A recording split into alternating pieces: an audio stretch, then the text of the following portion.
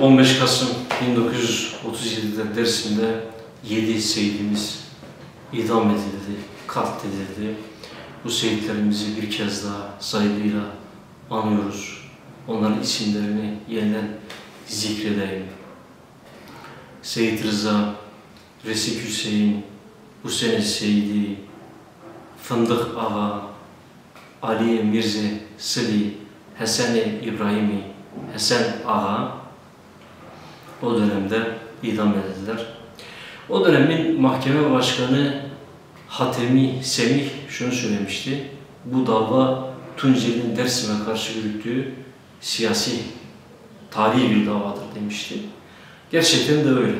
Yani hukuki bir dava değildi, siyasi bir davaydı. Sistem, devlet aklı Dersimlilerle, Kürtlerle bir hesaplaşmaya girmişti. Tabi ulus devletin yürüttüğü tenkil ve tehdit politikasının aslında bir parçasıydı. Mütemmim cüzüydü Dersim katliamı, onu söyleyelim. Tek başına 20. yüzyıl Dersim katliamıyla sınırlı değil. İşte Koçgiri'de katliam yaşandı, Zilan'da 1930'da yaşandı, akabinde Dersim ve sonra günümüze kadar aslında hep katliamlar devam etti.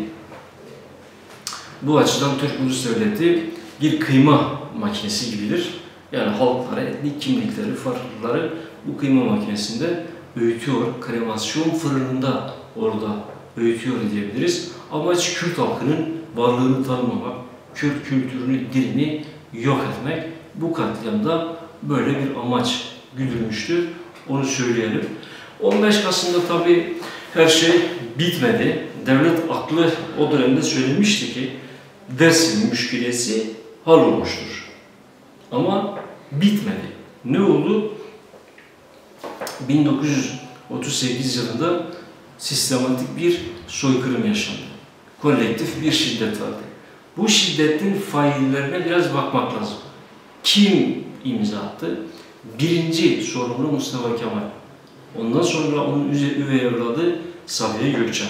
Sonra kim var? İsmet İnönü, Celal Bayar, Fevzi Çakmak, Şükrü Kaya, Kazım Orbay, Abdullah Abdoğan gibi isimler. Bu isimlerin hepsinin yargılanması gerekiyordu. En azından sonraki süreçte adaletin yerini bulması gerekiyordu ama yapılmadı. Tam aksine bugün biz bakıyoruz, Mustafa Kemal bazı kitlelerin gözünde kutsalmıştır, heykelleri yapılmıştır.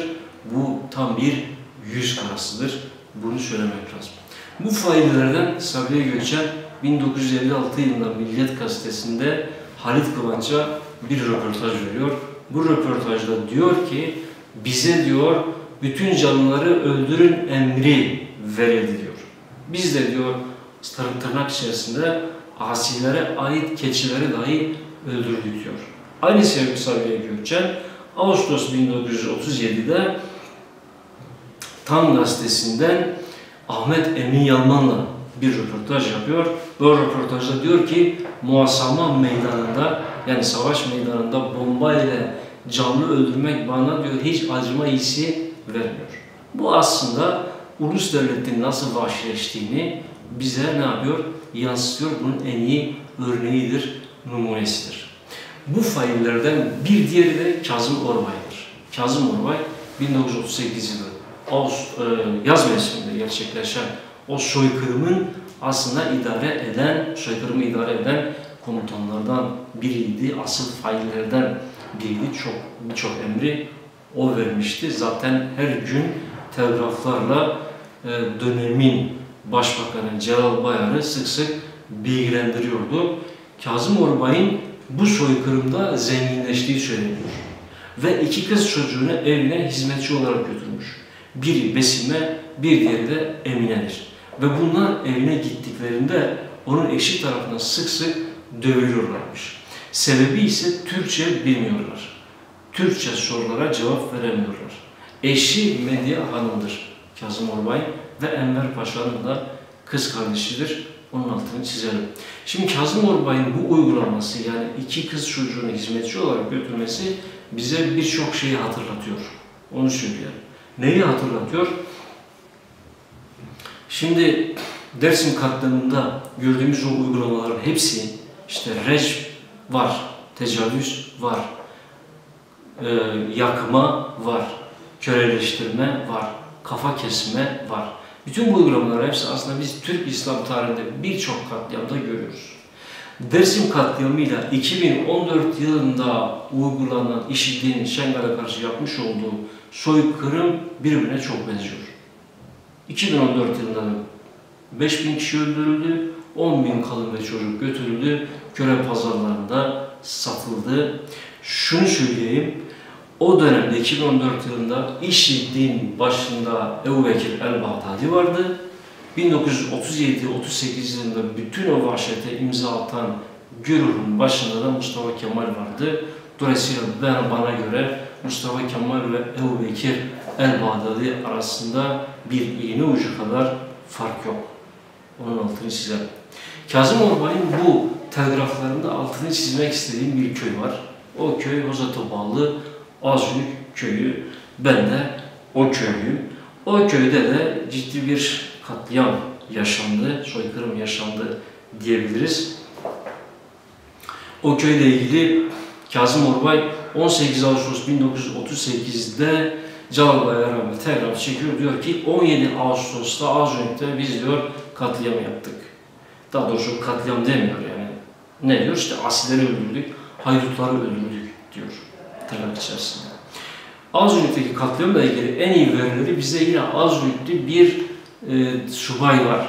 Onun telgrafından biz öğreniyoruz. Haydar Kank. Haydar Kank aynı zamanda benim akrabamdır.